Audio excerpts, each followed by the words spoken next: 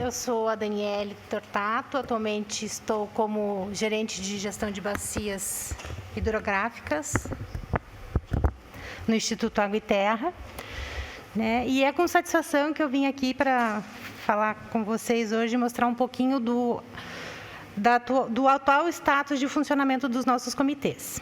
Né? Hoje, o Instituto Água e Terra atua como gerência de bacias hidrográficas e secretaria executiva dos comitês de bacias do Paraná, né? Que é o colegiado de papel fundamental para a gestão dos recursos hídricos, dirimindo os conflitos e proporcionando o uso múltiplo das águas, né? Além de contribuir com suas ações para a segurança hídrica, com qualidade e quantidade de água para atual e futuras gerações. O comitê, ele exerce o papel fundamental de aprovar os planos de bacia, né? É ele que define os critérios de outorga, as diretrizes para o enquadramento, né? No Estado, a gente propõe o enquadramento, né, com base nos estudos que fazemos, mas é o comitê que tem que aprova esses comitês, né? Esse plano de bacia, desculpa. É o comitê que prioriza as ações, os programas do plano de bacia, as ações, as metas, né? Então, ele é de fundamental importância para ajudar na gestão dos nossos recursos hídricos. Então, inicialmente, eu vou mostrar para vocês como é que a gente, como estão as bacias, divididas as bacias hidrográficas no estado do Paraná.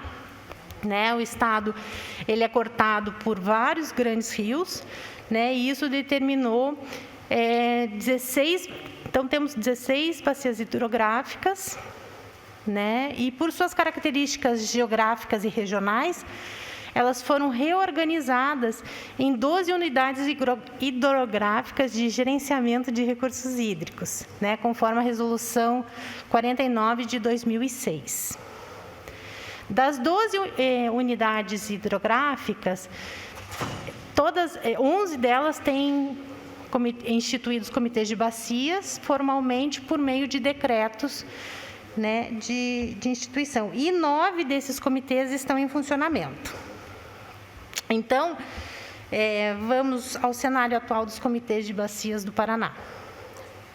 Quero destacar que a outorga de direito de uso dos recursos hídricos e o sistema de informações de recursos hídricos no nosso estado, eles foram implementados na década de 80, né, aqui no estado. E, então, todos os comitês são beneficiados já com esses instrumentos, né? E o nosso sistema de informações veio evoluindo gradativamente e logo na sequência vocês vão conhecer melhor o atual estado do nosso sistema, com a Jaqueline falando. Então, em relação aos demais instrumentos de gestão, o Comitê da Bacia Hidrográfica do Alto Iguaçu e afluentes do Alto Ribeira é o nosso comitê conhecido como Coaliar, e que tem o maior nível de desenvolvimento, né, dos instrumentos de gestão. Ele está na sua plenitude, né? Ele já tem o plano de bacia aprovado, já tem o enquadramento aprovado, e cujo programa de efetivação se demonstrou extremamente eficaz, né, porque nos últimos anos ele vem mostrando que a qualidade da água, em parte, em algumas estações houveram melhorias, né? E em outras ela foi mantida, a qualidade foi mantida, então isso demonstra que não houve uma piora na qualidade dessas águas da bacia,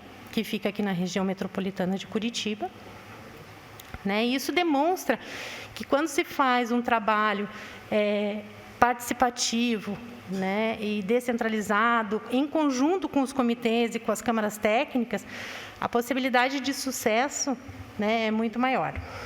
Então, o Coaliar é o único comitê do Estado do Paraná que já implementou a cobrança, né, pelo direito de uso de recursos hídricos, e serve de referência para os demais. O Comitê da Bacia do Paraná 3 e o Comitê do Norte Pioneiro já possuem o plano aprovado, o enquadramento aprovado e já iniciaram as discussões sobre os mecanismos de cobrança, né? Inclusive, no Comitê do Norte Pioneiro, a gente já... O assunto, né, os estudos já se iniciaram na Câmara Técnica, no âmbito da Câmara Técnica de Instrumentos de Gestão. E, inclusive, no ano passado, foi feita uma apresentação do coordenador de sustentabilidade financeira e cobrança da ANA, para maiores esclarecimentos para todo o comitê. O Comitê da Bacia do Rio Tibagi também já iniciou algumas discussões em relação à cobrança, porém, como está no mesmo patamar, né, do Comitê da Bacia do Piraponema. Eles estão com os planos em processo de aprovação e já tem o enquadramento implementado. No Comitê da Bacia do Rio Jordão e o Comitê do Baixo Ivaí, ambos estão em fase de conclusão dos planos de bacia e do enquadramento, né, dos corpos d'água.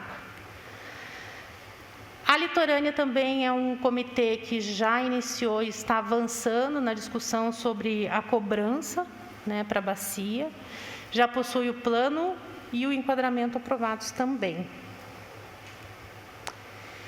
E a Bacia do Alto Ivaí, que o Comitê da Bacia do Alto Ivaí, apesar da pandemia, ele foi instituído no ano passado, né? E iniciou as atividades, está em fase de produção do termo de referência para a contratação de serviços especializados para a elaboração do plano de bacia e do enquadramento dos corpos hídricos. Opa, desculpa. Bom, enfim, o Comitê do Baixo Iguaçu e o Comitê do Piquiri Paraná 2 possuem decreto de criação, porém ainda não não estão em funcionamento, né? Nós estamos lá na Gerência de Gestão de Bacias fazendo a prospecção e a mobilização das instituições atuantes na área de abrangência desses comitês, para, na sequência, iniciar o processo de composição. E a unidade de gerenciamento de recursos hídricos do Médio Iguaçu ainda não foi oficializada a formação do comitê, mas ele deve ser criado em breve, né, pois existe uma demanda grande da sociedade e estamos em fase de mobilização dos atores responsáveis para a efetivação do nosso comitê.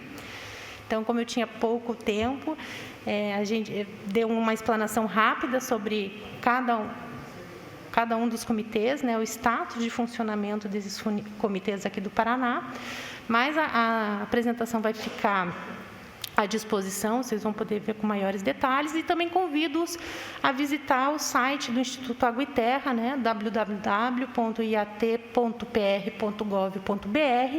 que tem uma aba da gestão das águas, e lá vocês podem encontrar todos os detalhes em relação aos comitês de bacias do Paraná. Muito obrigada.